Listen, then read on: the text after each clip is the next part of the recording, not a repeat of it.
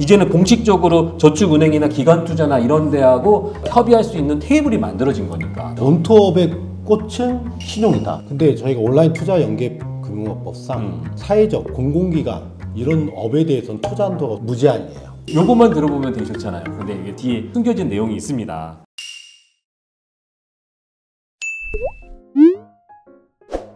자, 세 번째, 저축은행 등 기관 투자가 허용이 됐습니다. 앞으로 요거를 또 활용한 투어 하시는 분들이 이제는 공식적으로 저축은행이나 기관 투자나 이런 데하고 협의할 수 있는 테이블이 만들어진 거니까 굉장히 좋은 기회라고 생각하는데, 대표님 어떻게 생각하십니까? 저는 기관 투자 풀린 거 되게 반갑게 생각하고요. 전에 P2P 시절부터 이런 말이 있었잖아요. 원투업의 꽃은 신용이다. 저희가 부동산 담보 시장은 한정적이에요. 이 신용대출 시장을 원투업자가 들어와야 돼요. 맞아요. 그래야지만이 신용을 이용한 소비자들이 교섭권이 생길 수가 있어요. 지금 교섭권이 없는 이유가 1등급에 3등급은 은행 가고 그 이외 등급은 저축은행 캐피탈 가고 그 이외 등급은 대부업체를 쓰게 돼 있거든요. 근데 원투업자는 1등급부터 8등급 시장까지 다 통제할 수 있다는 거예요. 이 통제된 시장에서 원투업자가 상품을 만들어냈을 때 고객들은 기존에 고정적으로 가던 시장을 독립적으로 선택을 할 수 있는 시장이라고 볼 수 있는 거죠. 그래서 저축은행 기관투자, 금융사 기관투자는 원투업자도 수익 구조가 좋아지는 시장이지만은 이걸 이용하는 수요자들이 반기는 시장이지 않을까 그렇게 봅니다. 이게 이제 본격적으로 금융기관에 대한 허용이 되면 이미 큰 업체들은 이거에 맞춰서 이미 전산도 개선을 하고 규정이나 이런 시스템 이런 것들을 다 개선을 한 걸로 알고 있어서 그래서 큰 업체들이 어떻게 또 잘하고 하는지를 한번 보고 그렇게 하면 될 것 같습니다.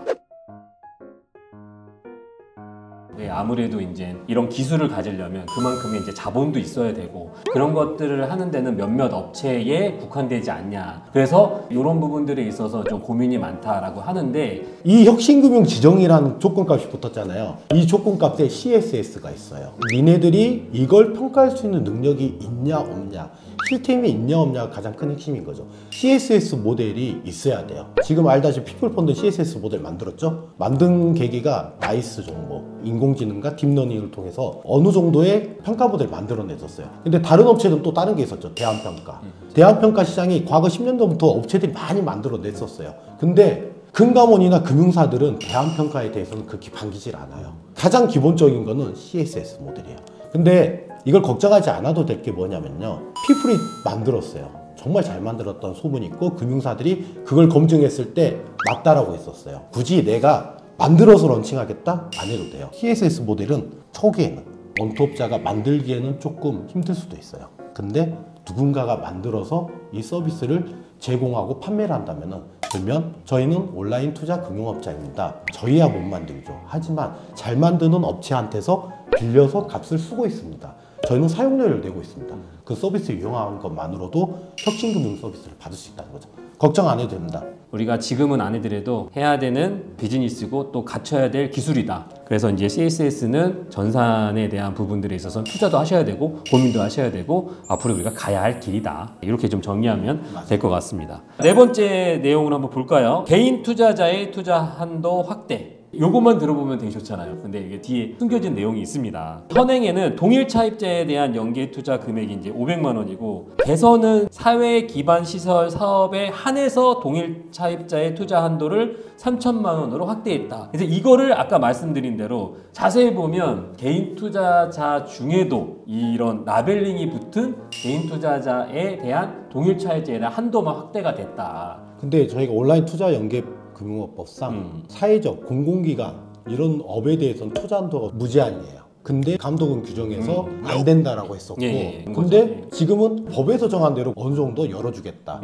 피플펀드, 데일리펀드처럼 이러한 업을 꾸준히 가는 업체들도 있어요. 근데 지금 폴라브리지라든지 뭐 태양광 산업, 근데 이런 업체들이 조달청에서 공공입찰 사업자 상품을 받아가 자기네들이 용역을 하는 업체는 검증이 돼 있어요. 검증된 국가 용역 업체인데 이들한테 자금을 수요를 공급을 해주겠다는데 투자 한도가 막고 있었다는 거죠.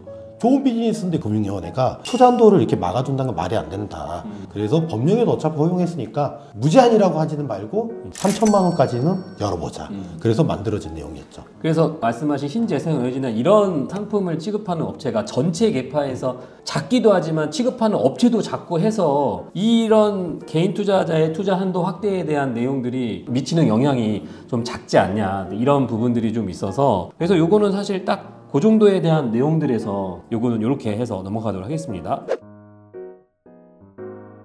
강극공사라 하면은 우리나라 조달청 있죠. 맞아요. 나라장터. 나라장터에 보시면은 물품 영역, 서비스 영역, 납품, 건설 뭐 이런 영역이 나눠져 있거든요. 근데 조달청 공공입찰 사업자도 정부가 공시를 해요. 어디 유치원, 개선 사업, 용역비 얼마. 그래서 일반 기업들이 그걸 입찰을 해서 낙찰을 받고 따가는 게 광급공사거든요. 근데 여기서 핵심 포인트는 용역이에요. 네가 이걸 이행하면은 낙찰된 순간 착수금 30%, 그 다음에 업무 진행 끝나고 나면 남은 70%는 줄게 그런 개념이지 자기 자본이 들어간 거 아니에요. 아마 온라인 투자 연계 금융화 하시는 분들은 지금 관련된 내용들을 잘 들으시고 우리가 상품에 이거는 광급공사의 투자 상품이다. 투자 한도가 동일차입자까지 3천만 원까지 가능하다는 요거를 그 상품의 썸네일에 적어주면 아무래도 이제 개인 투자자는 대부분 내 한도가 500만 원이라고 알고 있기 때문에 그래서 이제 그런 부분들에 있어서 친절하게 좀 잘 명기를 해주시면 가능할 것 같고 또 하나는 이 관에 대한 공사를 따내는 건 뭐 라이센스가 필요한 게 아니라 어느 업체도 가능합니다. 근데 이제 아무래도 그런 것들을 많이 한 전문 업체에 투자하는 게 좀 더 낫겠죠. 그 얘기를 하는 겁니다. 자, 다음 5번째 규제 개선 방안은 실무에 계신 분은 어떻게 생각하세요? 이게 진짜 24시간이 그렇게 힘든 건가요? 근데 그 하루가 24시간이 다른 사람들 뭐 자고 나면 되는 거 아니야 그러는데 그걸 못 기다려요. 우리가 이제 수수료를 받을 수 있다. 누구한테? 맞아요.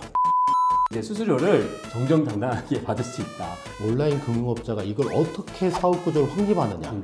그게 가장 큰 해결책을 스스로가 찾아야 되는 거죠.